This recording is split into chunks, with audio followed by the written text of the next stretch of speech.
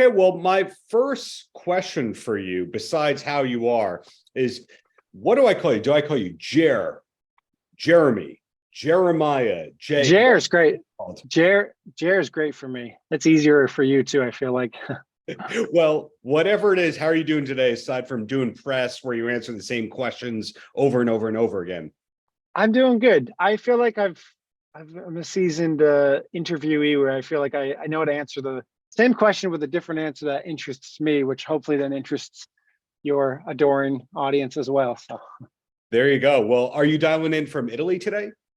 yeah, I'm here in my house in Turin, Italy, Torino, in the north of Italy, and yeah, getting ready to head out for about 7 weeks with the Lumineers for a big US tour.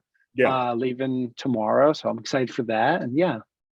Yeah, just playing to, 10, 15,000 people a night. No big whoop, but Yeah. to talk about Northern Redux, do you like automatically have to say Northern Redux, or did you say Northern, Redux? I mean, it's funny for me, it's just Northern, because when the album came out, 10 plus years ago, a mutual friend of Taylor and me, well, I didn't know Taylor at the time, a guy named Joe, who, props to Joe. He introduced me to a lot of music. I grew up in a small town in Ramsey, New Jersey. Yeah. And Joe gave me one of my first drum lessons. And Joe knew a lot about, let's call it weird or avant-garde or out there or experimental music. Ambient. Yeah. And he showed me this beautiful Taylor Dupree record, Northern. And I was in awe of the sound quality, how hi-fi it was, and how, without words and with ambient and all this sampling and field recordings that Taylor did, told stories through minimalism, hyper minimalism, even, I would say, on this record. Mm-hmm. So fast forward, me and Taylor met through social media. I think I reached out and was like, I'm a big fan. And, there was a mutual admiration for each other's projects, I think. And I think after I released my solo project, which was the album, was just called Piano Piano, under my name, Jeremiah Fraites. Yeah. He had this idea, this sort of light bulb moment where he reached out to me and said, what if you covered my album Northern with piano renditions? And, people listening to this, they should really check out the original first, Northern, and then check out our album, Northern Redux, because when I started touring with the idea of covering his album just myself, I thought A, it would be really kind of boring for me to try to do that, and B, I didn't think it would be that interesting to the listener. So what I did was I quite literally just played it through the speakers, maybe through my Spotify, and I have these speakers above a grand piano in my house in Denver, and I started playing ideas that I was just off the cuff ideas. I did that for about 10 or 15 seconds and then stopped because I realized how cool it was already. Mm-hmm. And I responded to Taylor and I said, yo, why don't we do this? And these are my terms and conditions, and this is what I think would be cool. I didn't hear from him for at least a month. And I thought, okay, I guess he's not into the project. And then I think he reached out to me and said something to the effect of, all good. Did you get my email? And I was like, oh, did you get my email? And I guess my email went to his spam folder or something happened.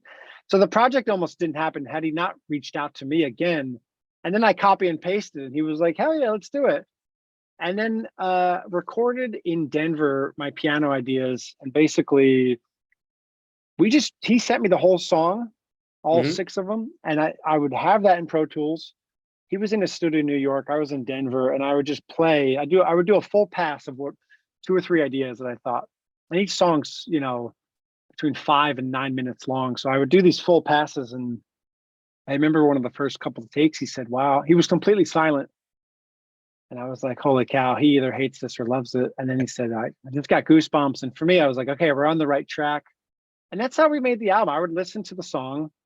I had 2 or 3 ideas per song. Sometimes I just had one. Mm-hmm. And I would say, as a metaphor, I don't know if you're a fan of Curb Your Enthusiasm, but big time. Okay, so whereas Seinfeld was probably one of my favorite shows of all time, where Seinfeld, I got the impression it was written down to the syllable, what each character is supposed to say. I've heard, folklore within the community of comedians that Curb Your Enthusiasm is Larry walks in, he's a car salesman and he's going to riff on that. And just that, so it's these sort of block points about improv. Right. And that's sort of more how the script was, so to speak, of my ideas for this album, Northern. I would write down, I remember I literally wrote down something like do Blizzard, and I knew what that meant. It was something like high twinkly notes, kind of fast, pictured a blizzard. Sometimes it would be like play an F sharp shape over a D chord and be like very, very simple. Sometimes it was like that, but it wasn't like written out to the point of a script in the sense of it was all planned. And that was really cool. So it was really fun, really different and unique. And it was really challenging at times too, trying to, for me, it was a really cool learning experience, really opened up my mind creatively, because trying to keep the interest going 6, 7, 8, 9, 10 minutes sometimes of piano against his beautiful stems. And what was cool was that he sort of unearthed his ancient stems of his original record, and they didn't have the same exact, what do you call that? Like the mastering and all the same presets. So he's sort of unearthing his original stems and rewriting things and reacting to the piano I was doing, where I would say, like, I feel like my piano's too busy here. Can you do something less here or more here? Yeah. And sometimes he'd say, I think your piano is like, it's, you know, it's doing these chord structures that might not be there. What can we do? And then I'd say, oh, what about this? And it was a really different way. We never met in person to work on this. But it was really fluid and functional, and it was fun. Most importantly, it was a lot of fun. And I felt like a kid again, where, you know, like I mentioned earlier, I released this album called Piano Piano 2 years ago. That for me was sort of the greatest hits of my piano ideas from the last 10 years. And all the ideas that didn't really work within a Lumineers album, and sort of like songs for, you know, a movie that's never been made, if you can, that's the best spiel for that album. Well, and I can interrupt you for a second. Your solo is very surprising to Lumineers fans, where even though we know you're this multi-instrumentalist, we don't think of you as an ambient person. So it must be a relief to be able to show that side of you, the piano side of you as well, that you're not pegged as, well, it's got to have a chorus, it's got to be poppy. This is just you being you without filters. I think you really touched on something I've thought about a lot, pondered a lot about. I think, you know, even within the realm of Wes and I, you know, Wes Schiltz, this lead singer of the Lumineers, me and him co-founded the band 18 years ago. And I think at times, I don't know what word I want to use, but it's maybe challenging, or I think this happens when any artist for that matter it's sort of like you get eclipsed in the shadow of your own success, and then you want to show people you're capable to do more. And I think at times we've been asked to write songs for soundtracks, and they're like, you know, we want the mandolin and we want the claps and we want the stomps, and can you give us some haze and hose? And you're like, and I love that song, and I think that song opened up, gave us the keys to the world, right? And you know, Wes and I, it's an incredible song, but I think that sometimes it's almost like, it's a weird analogy, but I've thought about, it's almost like sometimes as an artist that's constantly wanting to grow, you know, Angus Young, guitarist of AC/DC, maybe he loves to write poetry, maybe he loves to play violin, but nobody would know that, because they're like, yo, can you write this badass killer finger tapping guitar solo? And it has to be an A, E, or D, or otherwise we don't hear it either. Yeah, and I think for me, as an artist, as a, you know, artist period, I think this was cool to be like, well, I don't think I'm getting the offers because nobody knows I'm capable or even into that. So this was a way to be like, this is just me really allowing myself to be an artist, really allowing just to be like, this is a piano album. It's centered around the piano. It's called Piano Piano. Yeah. Which, by the way, loosely translates to step by step in Italian. So it's kind of this cool double entendre. But yeah, and then going to Northern, this album we're talking about now, also, it was just a way to like play a chord and take a deep breath, and interpret that sort of positive void and not look at it like, well, that's negative space. Silence is bad. In this project, it was like silence and space was king. It was gold, quite literally. So, You make a very excellent point there when you mention Angus Young. You know, a recent series of interviews I did, included Rick Allen, the drummer of Def Leppard, and he's playing stadiums and headlining festivals, yet him and his wife are playing places on purpose that hold 60, 70, 80 people. They're playing like the room above the city winery room, the kind of thing. And I think that's a common thing. You see Paul Stanley from Kiss, he plays his arena stadiums and festivals, but then he wants to do his soul thing, his soul station band. So it would be almost nuts if you didn't have your self-indulgent project at this point in time. Yeah, and I think it's a way to reconnect with where we all started, because I think that I imagine it's something that comedians struggle with too. Yeah. This whole idea of like, you have new material and you're Jerry Seinfeld, you're whoever, and you want to go out to a small club and you want to do your bit and you want to see how it works with the crowd. And you want to have that feeling of like, you hear people like clear their throat and the shuffling and glasses clinking and people ordering drinks. Yeah. Now, if you live in that space all the time, you probably start to loathe that environment. But I feel like if you're lucky and fortunate, like we have been in a band, to be like doing Madison Square Garden, and we just did Wrigley Field, the Chicago baseball stadium. You always want what you can't have, I guess, and you want to go back though, and you do want to connect with people in those 100, 200 person cap rooms. And with the advent of technology, your stuff's going to get leaked, and that there's that inevitability. So I think that people doing that and having that thing, for me, it's been really cool that to go back into a room. I just played 4 shows in Italy. It was like every day driving 5-6 hours in the minivan with my father-in-law driving, and I found 4 other Italian artists that are amazing. And this was for my piano project, and we were going to the mountains of Italy and all over.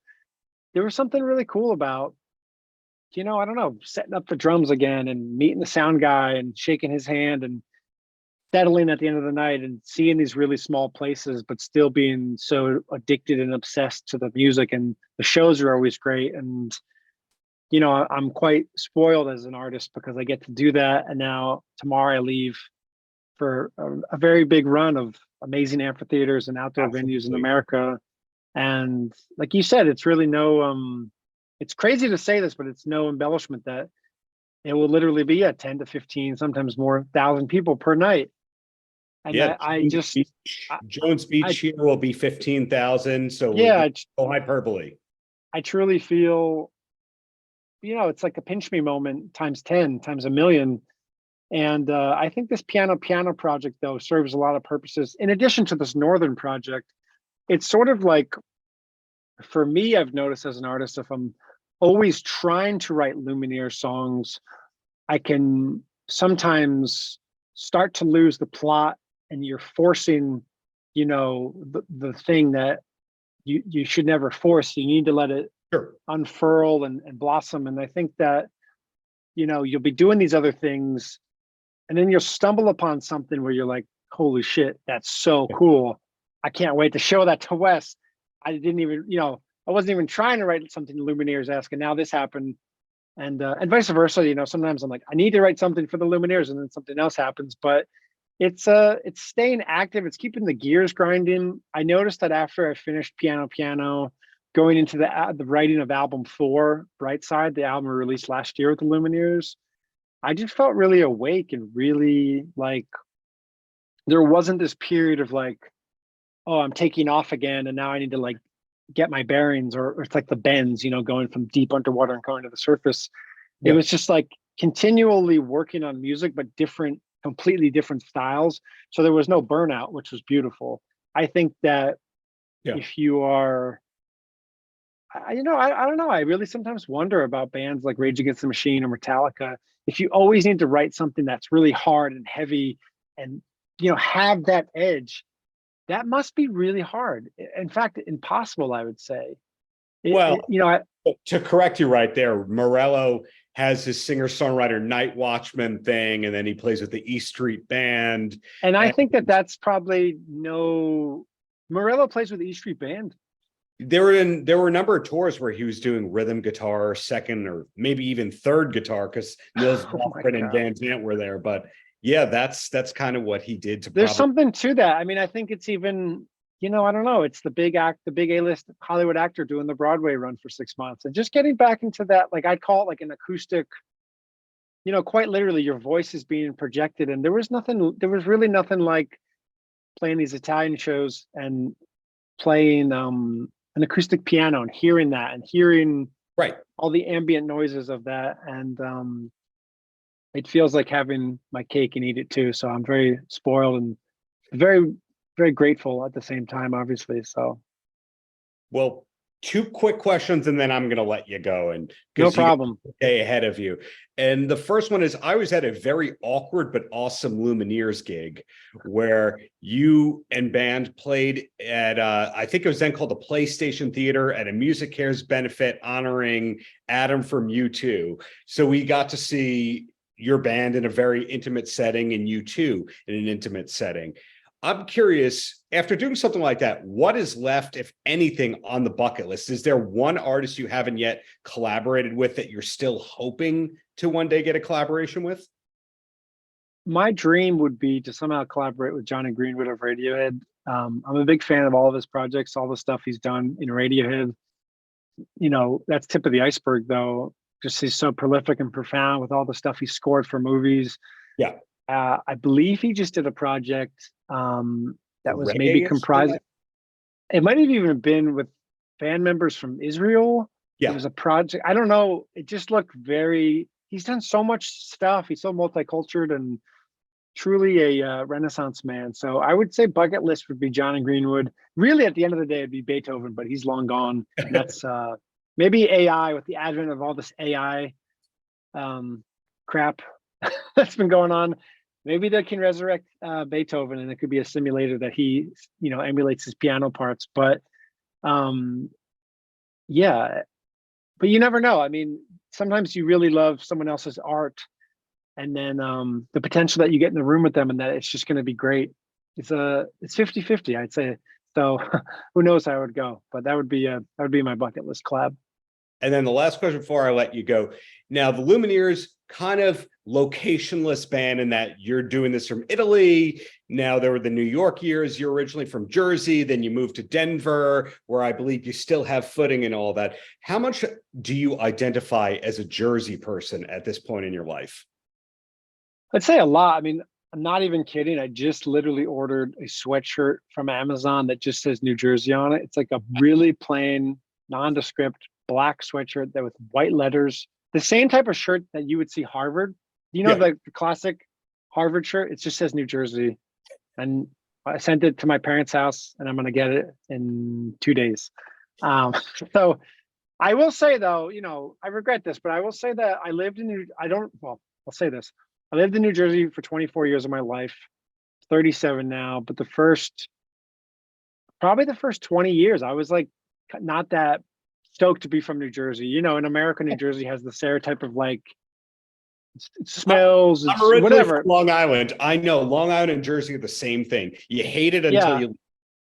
Yeah. And then like, people always like, oh, Bruce and Sopranos and blah, blah, blah, like Bon Jovi and these big stereotypes. And that's factual too, but it's also, it's just funny. It's like, and New Jersey definitely has a really strong vibe. People from New Jersey know what that means without even getting into it. Just New Jersey like has a vibe, Jersey. And people from there's New Jersey and then there's Jersey, and it's a whole vibe. And something clicked where I was like, hell yeah, I'm from New Jersey. And I'm really just proud of it. And I remember when we were working on our third Lumineers album, a song called Donna, and I had sent Wes the piano and then sent him a couple of lyrics. I was just riffing and I was like, yeah, we gotta reference New Jersey. This idea, we drove from New Jersey. So on one of the choruses of Donna, we drove from New Jersey. And it's just sort of this like paying homage to leaving New Jersey, which was like the best thing we ever did, because it again gave us the keys to the world, leaving New Jersey to Denver, Colorado, finding a cheaper place to live, spreading our wings, all that jazz. So I love Jersey. Like, I wish we played there more. I guess at this point, there's 2 places to play. One of them's too big, Giant Stadium. We'll get there one day. I hope that would be like really cool. The other place is always the PNC. Changed its name so many times now. I don't know what it's called. When I was going to shows there as a kid, it was the Tweeter Center. Yeah. PNC. I don't even think it's PNC anymore, which kind of. I believe it is PNC. Is it still? Okay. Yeah. I saw Radiohead there, Coldplay. I mean, countless bands. I went to the Warped Tour at Asbury Park in like 2004. My parents dropped me and my friends off. I've had, we used to go down to Ocean City, New Jersey and eat Mac and Manco pizza on the boardwalk. Core Brothers ice cream. There's just the boardwalk, the Ferris wheel, the water slides. It was I get it. It was the idyllic childhood that I really try to capture sometimes through music. It's this nostalgia that it's like trying to capture smoke in your hands. So New Jersey was great for me. So. Well, if the MetLife Stadium gig happens, then you'll hopefully get the rest stop because now John Bon Jovi has his and Judy Blume has hers. So really, we'll see the Jer rest stop in the future. But in the meantime, thank you for your time. Congrats on this wonderful album. Congratulations in advance on this wonderful summer tour. And hopefully we get a third solo album from you in the near future. Yeah, man. You got it. Well, thank you so much and appreciate it. Paltrocast.